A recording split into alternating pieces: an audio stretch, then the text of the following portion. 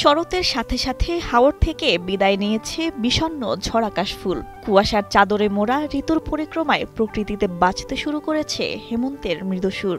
দুর্বা ঘাসের ডগায় জমে থাকা শিশির বিন্দু যেন মুক্তোর মুকুট হয়ে ঝলমল করছে। রাতভর জমে থাকা শিশিরে ভিজে যাচ্ছে ধানের ক্ষেত। ধান গাছের বুক চিরে উকি দিয়েছে সবুজ শীষের কোমল হাসি।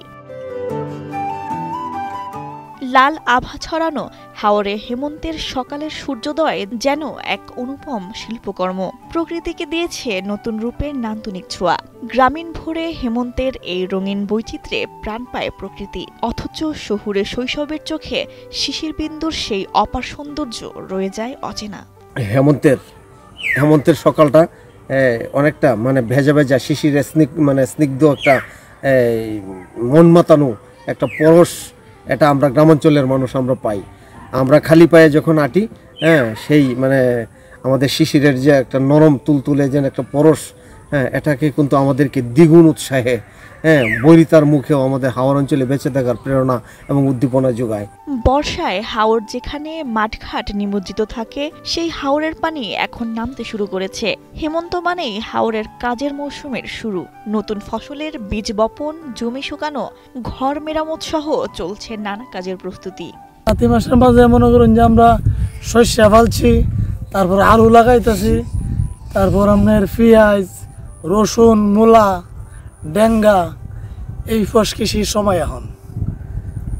এখন তো মনে হয় যে কাতি মাস পানি চলে গেছে জমির অনেক বাহিরে, এখন তো এইসব ফসকৃষি আমরা বুনতাছি।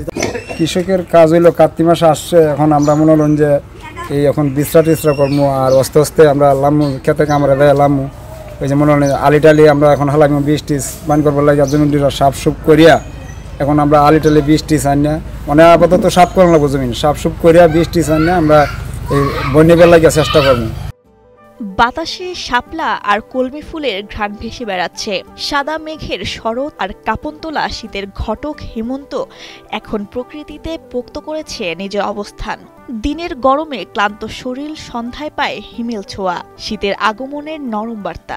এতদিন তো মনে করো একটু গরম টরম লাগছে, গরম কিছু কুয়াশা পরে কিছু ঠান্ডা ঠান্ডা লাগে, মনে করো শীতের দিন আইতাছে, মেলা বালাই শীত পড়ে গেছে, শীত লাগে আগের দিন গেছে গরমে, ওখান আগ্রহতে তো গরম লাগে, শেষটাতে অনেক ঠান্ডা লাগে। আমরা এখন তো শীতের দিন আইতেছে, হিটা কারণ লাগে। হাওর অঞ্চলে হেমন্ত শুধু একটি ঋতু নয়, এ যেন এক জীবন্ত গল্প, যেখানে কুয়াশা, কাদামাটি আর মানুষের পরিশ্রম মিশে যায় এক সুরে। আলামিন সালমানের পাঠানো তথ্যচিত্রে ডেস্ক রিপোর্ট, কালের কণ্ঠ।